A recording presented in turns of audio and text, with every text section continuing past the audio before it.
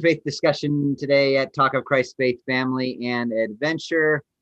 We are discussing today a recent news story, an announcement by the Church of Jesus Christ of Latter-day Saints to stop performing marriages for this life only in temples. We'll get back to that in just a second. I want to invite a new participant, Marti, to introduce herself. Welcome to our discussion and conversation. Go ahead and tell us a little bit about yourself and your own, a little bit about your spiritual journey or where you're coming from in our discussions about, religion and spirituality and things. Cool. So I found out about this channel from actually Corey in a Facebook group that's like dedicated to bridge building. So I don't believe anymore. We had a faith crisis it started around the fall of 2019. And then COVID kind of made it easy to just kind of slip away. And then earlier this year, we did resign. So I don't know if you have any other questions. I'll try to keep it short because it's a long story, but. Tell us the story. Yeah. I'm happy to share it, but I don't want to take over this. She does have an episode dedicated to her. One, we need to do a second one. So certainly anybody can watch that interview I did with her several weeks ago. All right, link it. I'll put it in the comments. Link it. Is there any more that you'd like to say, Marti? And are there any specific questions? So like the majority of my network is all still LDS, and so I feel like I still want to figure out how to navigate living in an LDS world without being too rude or anything. So anyway, I'm interested in building bridges, and I want to avoid echo chambers too. So I don't love just being in ex-Mormon spaces, although I understand a lot of that kind of anger and stuff. I still don't want to only be there, I guess. I don't know. So. All right. Thank you. Good to have you. Yeah. So our, this announcement from the church that they would not perform marriages just for this life only in temples.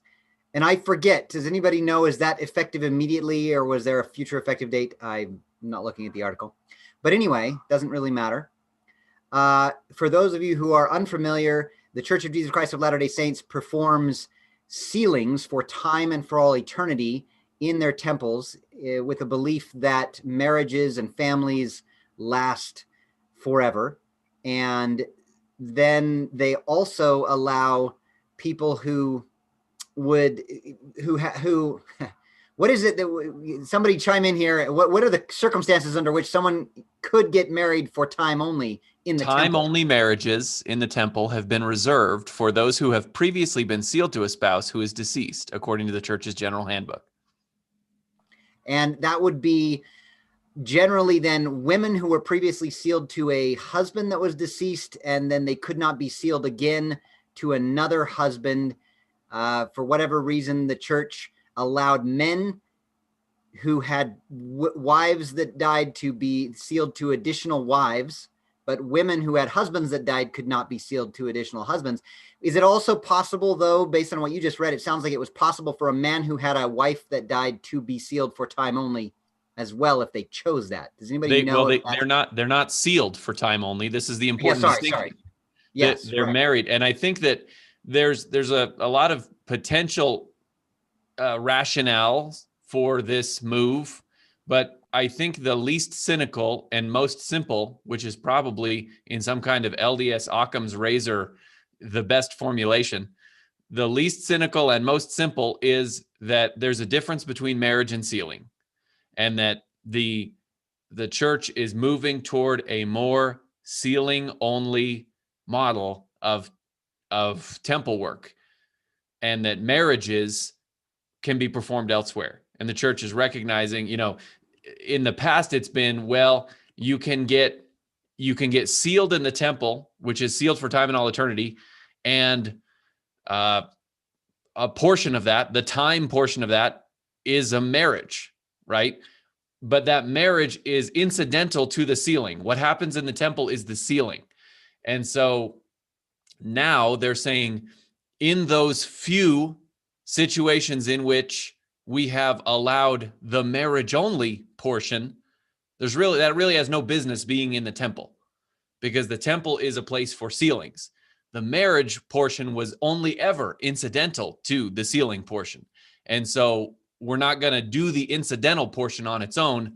That can be done somewhere else. I'll try to think of an analog as we're going. Well, and I think that they even said something to that effect, at least in the article that I read, and I think the church put it out there, basically saying that the temple is focused on eternal things and ordinances of an eternal nature. And so we are focused on, we're not doing baptisms for the living in the temple. We do baptisms for the dead, and we're not, and we're doing endowments and initiatory things that are eternal ordinances. And so our marriages will, I believe they indicated, will be done outside of the temple if you want a marriage only for time only, but we will be doing sealings for eternity in the temple. And so, and then they also indicated that, now I've forgotten what else I was going to say. It'll come back to me. Well, we can ask the question now. So why does the church want to get out of the marriage business? And I think that tells into part of the other discussion where it's like, well, marriage is a recognized, relationship under the government. And, obviously it has implications to the church possibly trying to avoid being entanglement, entanglement of their performing a legal ceremony, but they're not allowing certain types of that ceremony to be performed, such as gay marriages. And so if they get out of the marriage business and all they do is their religious rite of sealing, then they're not going to be under any obligation or, like you said, an entanglement of having to do that. However, I mean, you go with the however, but I was saying, I'm sorry, there's other angles to go. I was just going to say, however, that they do note they're still going to offer marriages through their ecclesiastical leaders, through stake presidents and bishops can still do marriages, and there's still an entanglement issue there if they refuse to provide marriages. Well, potentially, I should say, and I shouldn't comment on this part because there's a significant legal overlap, but there's possibly an entanglement issue if they continue to provide marriages on an unequal basis under the law. But go ahead, Corey. Well, I was just going to say, I mean, I don't know. There's a pessimistic or I don't know if optimistic is the right word, but another angle at it could be basically they're doing this so that maybe they are sort of making room for gay marriage. They're just saying you can't do it in the temple because that's, they feel there's either scriptural precedent or they are privy to some sort of revelation that the rest of us aren't. You'd have to say that about some sort of specific thing where the temple, that can't happen or something. That's one way. Obviously, that's probably less likely. But and I remembered what it was I was going to say, because one of the things that came out of the article in the church newsroom was this idea too that they, I think, want marriages also to be more inclusive for family members who couldn't previously attend. It used to be, and we've all heard all the stories about family members who were excluded from temple sealings, and that, turned them sour towards the church. And then the church over the last several years has a little bit woken up to that idea that this marriage day should be one of, more happiness and celebration for the entire family. And so they eliminated the waiting period. So there's been many changes recently. That's the big thing too, is like the waiting period used to be a year. Like if you got married civilly, then you had to wait a year, assuming that the reason you got, I would assume generally the reason young people, at least if they were to get married civilly, it's probably they violated the law of chastity in some way, so that they were having to wait for that year period, which is required, and then you could get sealed in the temple. Whereas now they're recognizing, especially people in other countries are like, well, what are we asking young people in other countries that are like, well, let's see, you can't afford to go to the temple, you want to get married, but we're going to make you wait. And so I would say, or simply statistically speaking, you're probably going to have more of a chance of violating your covenant in that time period. Whereas if you could get married civilly immediately and then sealed later, hopefully that would eliminate that. At least that's how I took it. I'm sure. Well, and also there are governments that don't allow the temple marriages to be legal marriages, and so you needed to go to a justice of the peace or whatever is the equivalent in their land and in their government and be married civilly and then you could go to the temple. And so there was no waiting period because that was the requirement. And so, yeah, it didn't, the argument seemed to be, wait, this is not some spiritual thing that God has declared. You must get married in the temple and sealed for time and all eternity first. Obviously, the order didn't seem to matter. And so then they dropped that. And again, all of these changes have come over the last, decade, and here we are, like David and you were saying, Corey, it feels like in some ways the church may be moving to a stance that will allow them to say, we only do sealings in the temple. We don't do marriages, legal marriages. Well, they do. Yeah. But well, yeah. They do, but it's only incidental to a sealing. So look, the most states, if not all, I think in all 50 states, and I'm not speaking from a legal perspective here, just general background information. Most, I think, if not all states allow ecclesiastical leaders that meet a certain threshold or whatever to perform marriages. And they can do that in any place that they want. They can do it parachuting out of an airplane. They can do it in a temple, right? And so performing a marriage it's as a jurisdictional matter, it's recognized under the civil authority of the state. You have to be empowered by the state, by the power vested in me by the state of Maryland, right? Or whatever. I pronounce you man and wife, excuse me. To seal for all eternity as a jurisdictional matter, you have to be empowered in the LDS church by the priesthood, right? So you have to be a sealer, somebody who has been given that authority. And so in the temple, when they say, I seal you for time and all eternity, they've just done two things. They've used their ecclesiastical authority, which satisfies the requirements of the state, and they've used their priesthood authority under what the believing LDS believe is the authorization, to effect a union for all eternity. And so my understanding is they will continue to offer marriages in the temple incidental to a sealing, which is what believing LDS would believe to be the more important of the two, rituals going on at that time. But they won't offer marriages on their own, it seems to be. Let's toss this away from those of us who have Latter-day Saint or LDS behind our name. The other two, what are you guys' thoughts on this? How does this strike you from outside the church as they make this move? And go ahead and share your thoughts. I think it's going to help them. There's kind of this exclusionary feeling within the LDS church, and I think this is going to help broaden it. Like we had a really good friend that married a convert, and so none of her family was LDS, and they ended up getting married outside the temple first. And I always thought it was weird that they had to wait a year, because I was like, they were worthy to go to the temple. They just wanted her family to be there, so they did that. And so I felt like that was kind of a shame. It was almost like a punishment for them because they weren't willing to exclude her family. Even then, that's when I was believing. And so I like that there's no waiting period anymore. I see that as a good thing. I can't see anything nefarious there. I did have a question. So it's my understanding that now women can be sealed to more than one man.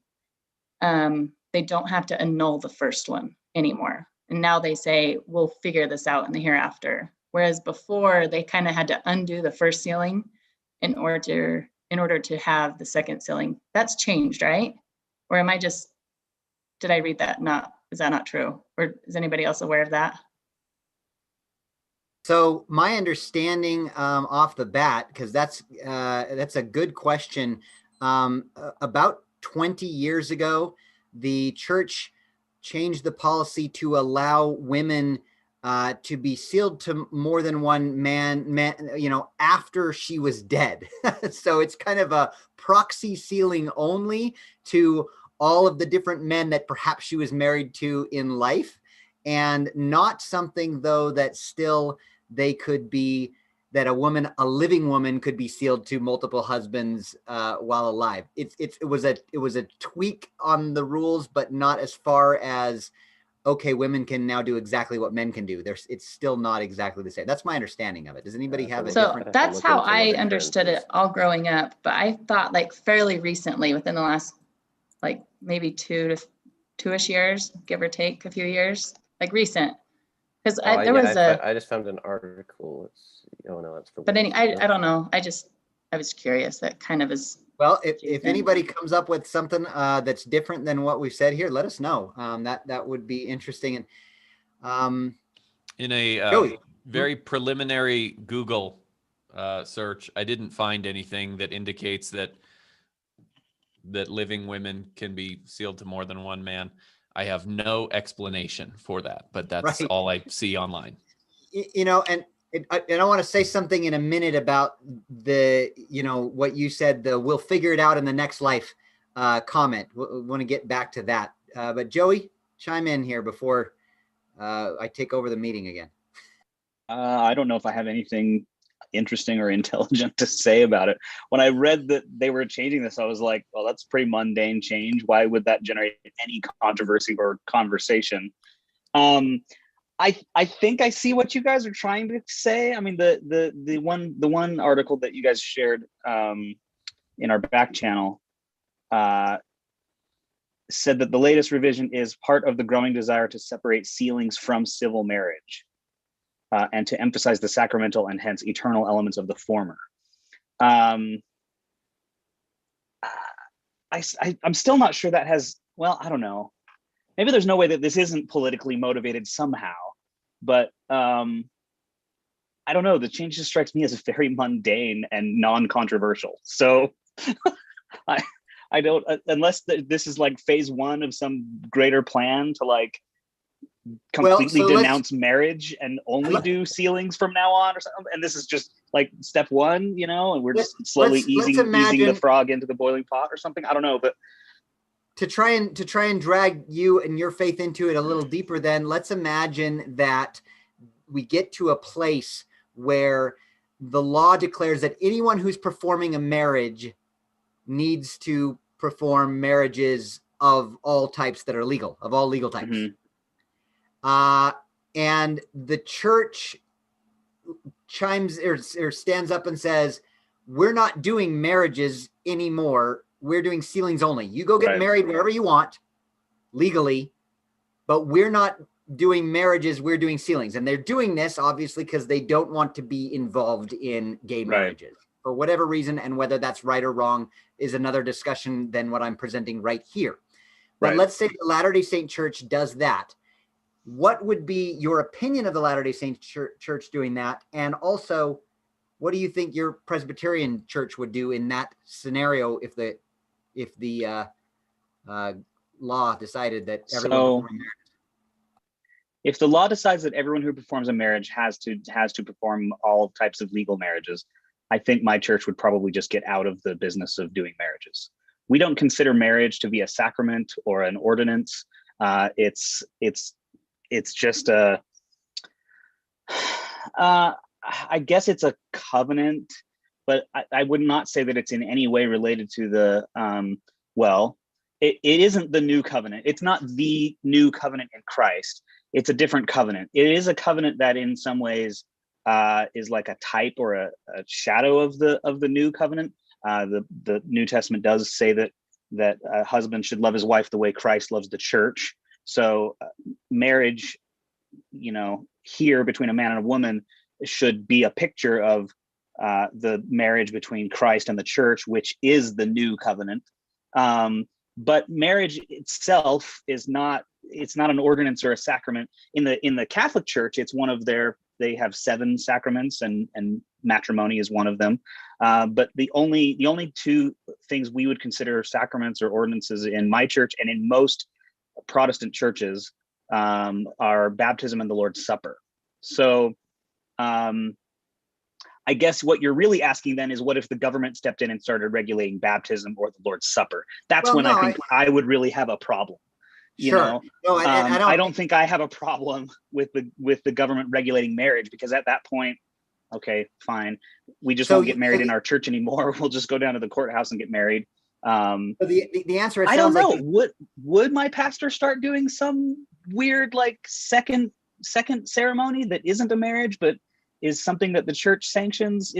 I don't know. It doesn't matter. I don't think it would be important.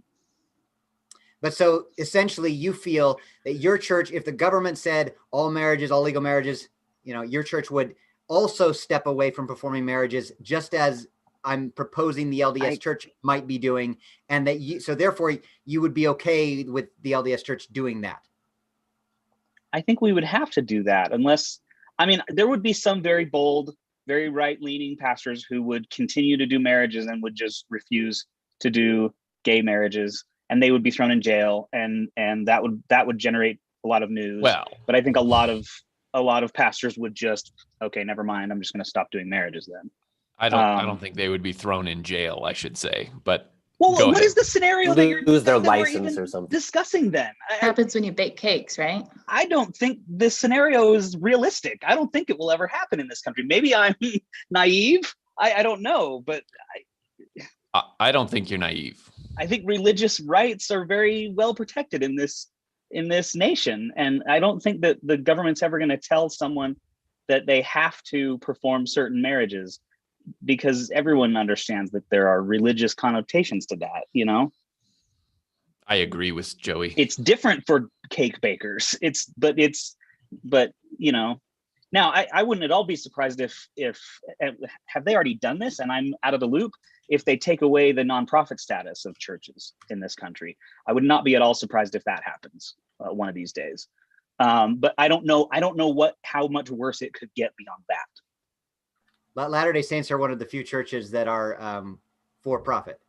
Just kidding. No, that's a good joke.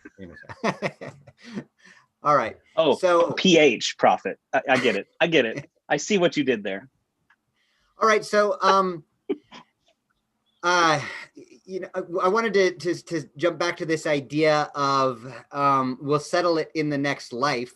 Just a quick side note on eternal marriages at all.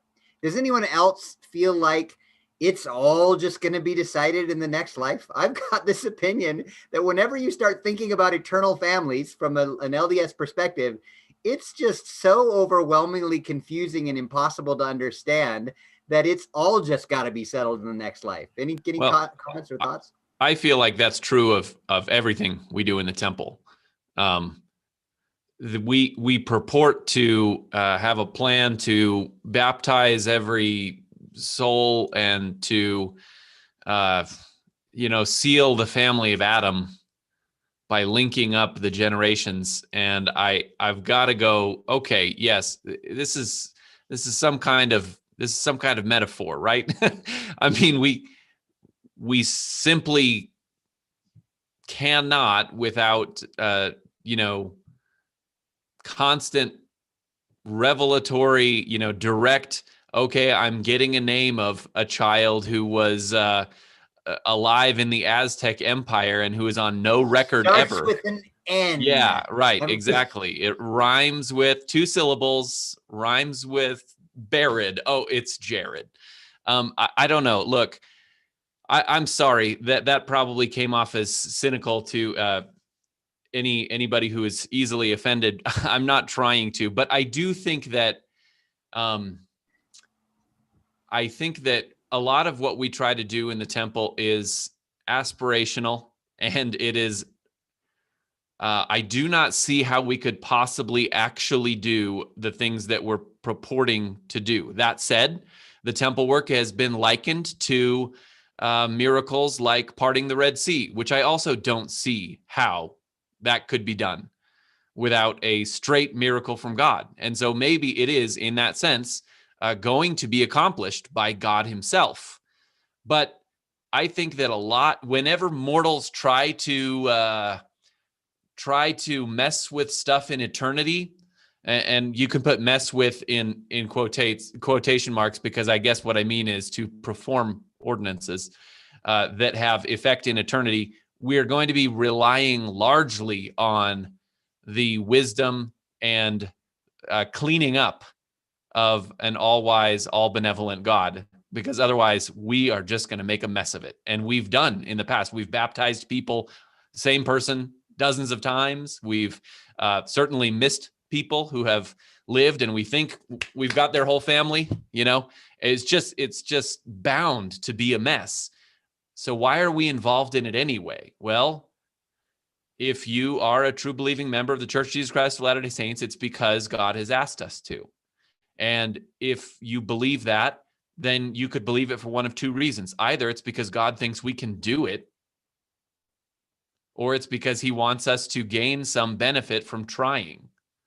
I am more inclined to the second explanation. I had this discussion with my family a little while ago. So I'm like, because it definitely has to be the second explanation, at least as far as like logically goes. Because I'm like, why don't we just make it easy on ourselves and be like, hey, Bob, come here. Baptize you on behalf of everybody ever that's ever lived. Boom, done. Temple Infinity done. plus one. It's over. Why can't we do that, right? So obviously we're supposed to be there has to be some other learning benefit. Isn't that what Jesus did though? We don't do that, Corey, because you can't triple stamp a double stampy. Everybody knows these rules. I mean, and not even just the temple work and work for the dead, also talking about, okay, my family is eternal. Am I going to be living with my children or my parents or my grandparents or my cousins or all of the above? Well, what if you're adopted and then you sell to, and as Joey has asked, since he stepped away from the church, Joey said, and you might, can change this story if you remember it differently, but I remember him saying, he says, when he's in the afterlife, will he ever get to see his parents who have been sealed to each other and who are quote unquote in the celestial kingdom? And if he does, will he see them as his parents or just look at each other knowingly like, oh yeah, hey, I know you. You were once my dad, I've seen that smile somewhere before. I think I think that trying to place our eternal state, whatever that may look like, and see that through the lens of mortal experience is probably futile, right? We only know our mortal experience, and if there's a life after this one, it's bound to be unimaginable to us, I would think. And so our brains break when we go, who am I going to live with? Will I have my own room? It's silly. There's a line in the Trevor Noah book, Born a Crime, where he's talking about that he grew up in, I think it was South Africa, or I'm not sure exactly what city, but he said that the richest person in their town had a gate and a driveway, I think. And he was saying, I just wanted, that was the tip top of my goal. I wanted to have a gate and a driveway. And I don't know what point he was making in the book, because it's been a long time since I've read it. But I remember thinking, that's interesting. Our goals really are topped out by the best thing we've ever seen. I mean, we don't have a goal for something better than we've ever seen. We can't.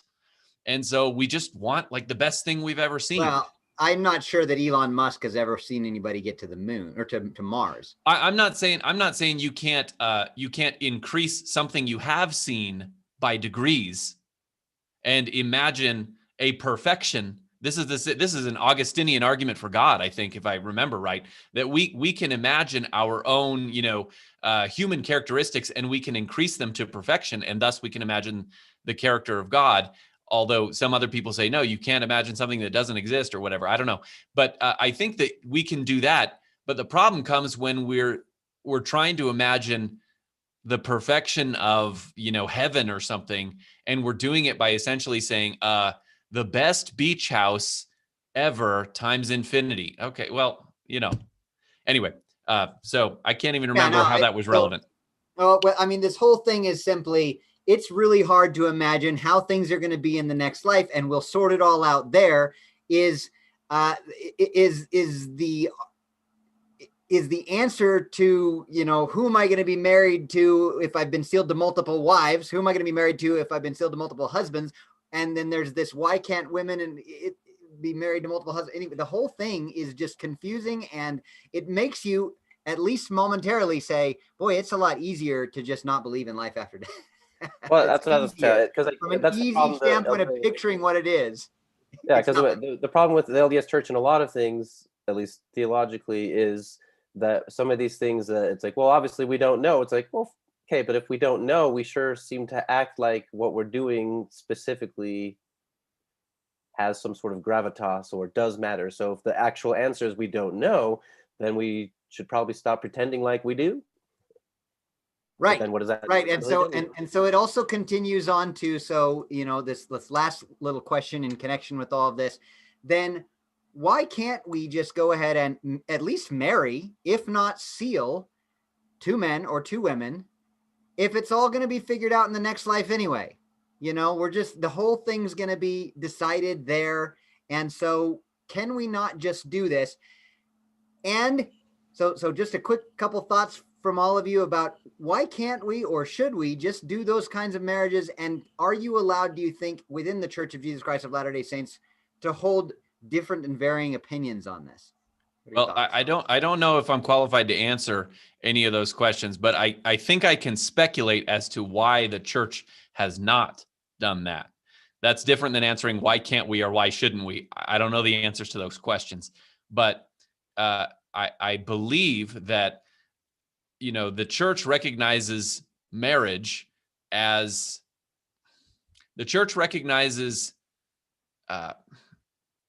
this is hard to put the thoughts in order here, but the church recognizes marriage as allowing sexual activity between a married couple. And so the church has drawn a hard line saying, you're not a sinner for your sexual orientation, but you are sinning if you have sexual, activity between 2 men, or between, heterosexual activity between unmarried man and woman. And so they've drawn these lines around behaviors and around activities. And so I think that's why the church has not, and probably feels like it cannot, do exactly what you've just said, is because it's part and parcel with sexual activity, which they've proscribed. I can go next. I guess my last thought go would be, sorry, you go right ahead. No one was going, sure? so I piped in. Okay. There's a little bit of lag there, sorry. So I've wondered the same thing, and I've kind of had the thought, so just for reference, I'm still quite conservative. I think it's my temperament. I've taken those personality tests, and I'm not very high in openness.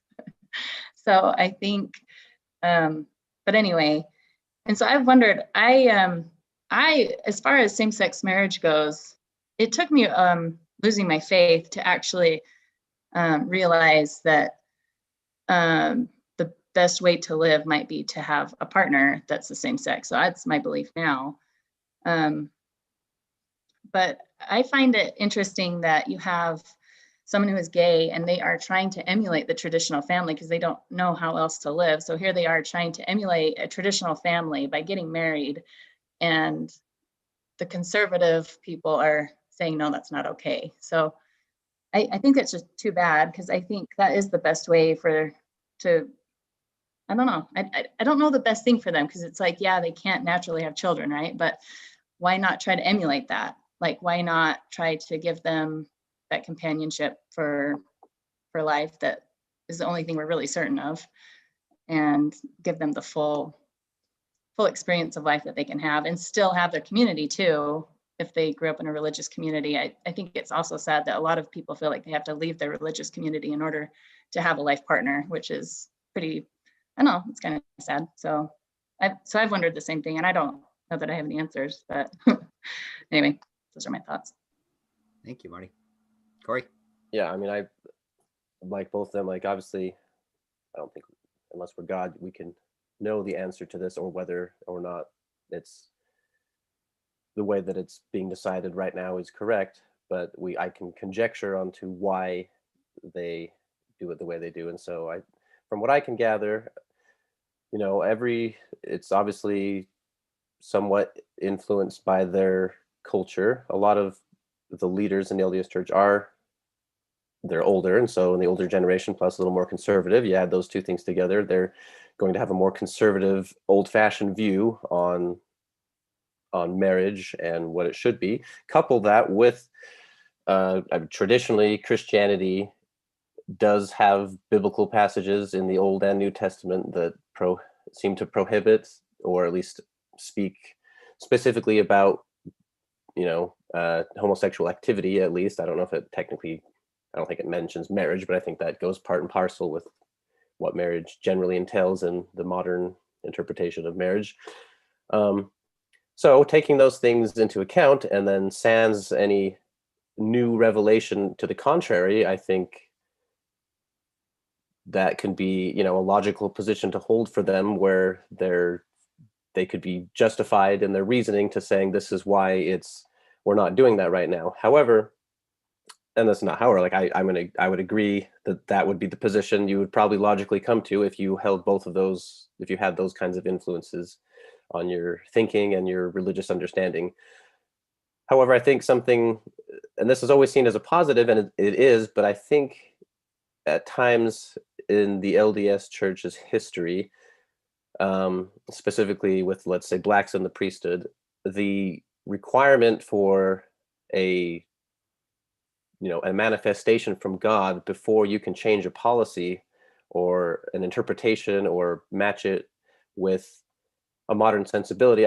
Obviously there's good things and bad. Like the church has made it very clear that we are trying to, and probably in the minds of many general authorities, we are trying to match the teachings and dictates and the current revelations of God. And so if he's not saying, I don't know if they're asking, but like, let's say with the blacks and the priests, that I feel like people were thinking, well, we have this policy in place, and I'm just going to assume that it had to come from somewhere that was good. And I'm not getting Jesus didn't come down and tell me that it's wrong. So therefore, I guess we just have to keep going with it, assuming that that's the way it should be. Now, obviously that's a little bit different because there weren't, well, I mean, I guess you could interpret things, but there weren't specific biblical passages saying being black is bad per se. There was, technically they condone slavery and all that, but it doesn't necessarily mean that you're of a certain race. But to stop from rambling, I guess I would say culture milieu, Christianity, plus lack of modern revelation and things like that have made the church say, as far as we are aware, it is God's desire that marriage is between a man and a woman. Everything that we understand as far as what the benefit of marriage is, at least in an eternal perspective, requires a man and a woman to get some sort of complementary thing where, whether this is true or not, I think this is what they believe, where it's like, you can't fully be complete without the other. And obviously that's a very broad thing where, yeah, but on the other side, and then one last thought. So, but I would agree that I think anyone in the church would also have to agree that living a life alone and lonely is less desirable than being in a loving relationship, however that may look.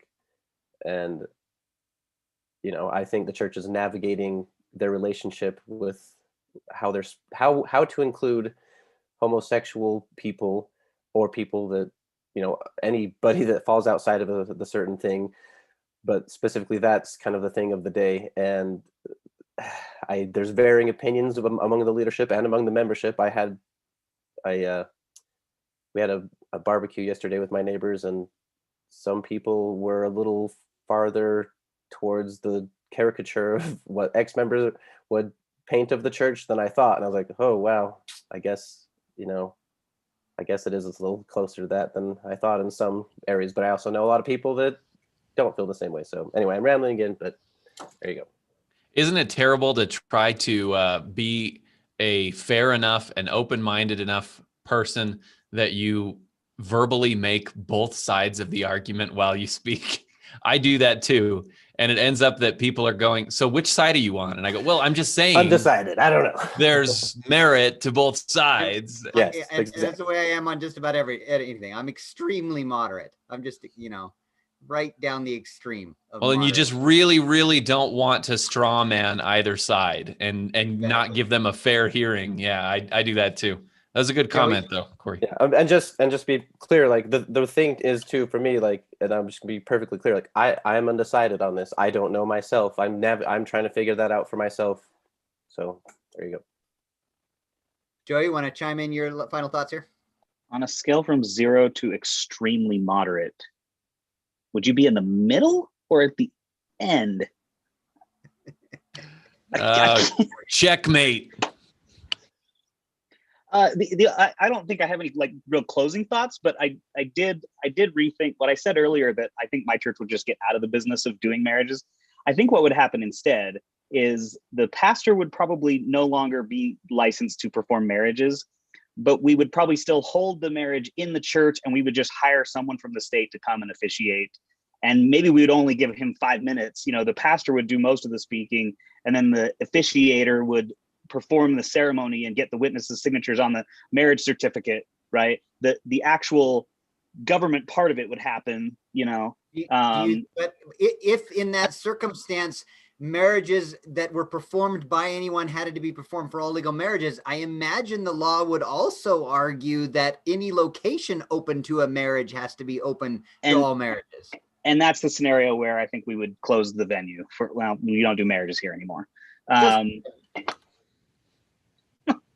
So I don't know if venue would follow officiator in that way, yeah. Steve, but go ahead. Anyway, that was the only correction I wanted to make to my earlier, I was spitballing earlier. I'm still spitballing. In half an hour, I'll come up with one more, like, oh, actually we would do it this way. But well, I'm just, anyway.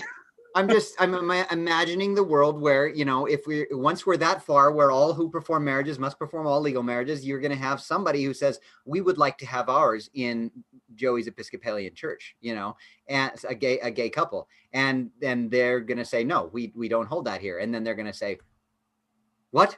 You know, anyway, there'll be at least some pressure that direction if it, you know, but as we've all said here, you know, it does seem like we're on the political spectrum here. You know, there's a lot of extreme moderates right here at the table trying to defend both sides and feeling for our gay brothers and sisters, and also understanding the conservatism and the religiosity of our religious brothers and sisters. And anyway, so yeah, I appreciate your comments and your thoughts. And I think, as I've said before, you know, my understanding of the gospel of Jesus Christ, the good news is that Jesus came and is the Son of God and died for us. And generally speaking, we have been commanded to love God and love our neighbor.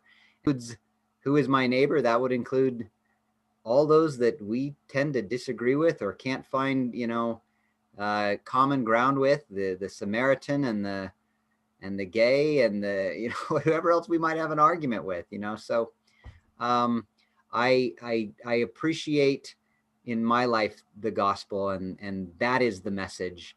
And certainly I feel like, you know, the Church of Jesus Christ of Latter-day Saints might be positioning itself with this new announcement so that it doesn't have to perform legally gay marriages in the temple. But I also agree with some of your thoughts that you guys have shared here about the possibility that, you know, we don't know when some of these things might change anyway. And so thank you all for joining me today, and have a great rest of your Sabbath. We'll see you.